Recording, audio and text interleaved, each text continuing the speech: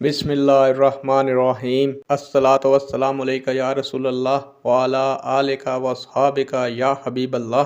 अस्सलामु अलैकुम मुअज़्ज़ज़ नाज़रीन व सामीन। अल्लाह ताला से दुआ करता हूँ कि अल्लाह ताला आप लोगों को खुश व खुर्रम रखे और आप लोगों की तमाम तकालीफ परेशानियों को दूर फरमाए, आपको दिन दुगनी रात चुगनी तरक्की अता फरमाए। प्यारे दोस्तों, आज की वीडियो का अनवान है, क्या माली जुर्माने की सज़ा आयद करना जायज़ है।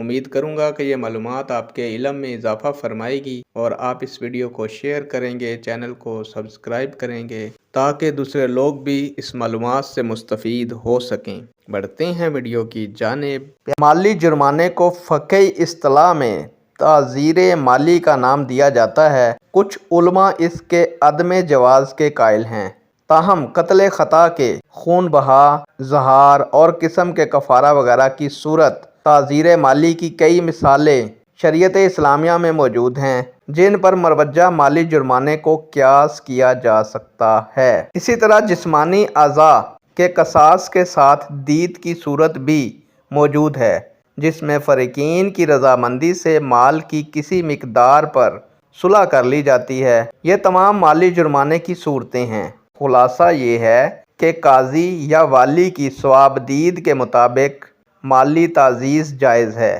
ताज़ीरे माली शरन जायज़ है। प्यारे दोस्तों, जिस्मानी सज़ाओं की तरह ये भी एक सज़ा है जो जराइम की रोकथाम और नज़्म नस्क की बहाली में मावन हो सकती है।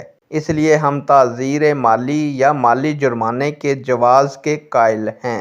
नेक दुआओं के साथ आपसे इजाज़त चाहूँगा। अल्लाह ताला आपका और मेरा हामी और नासिर हो। अल्लाह हाफिज़।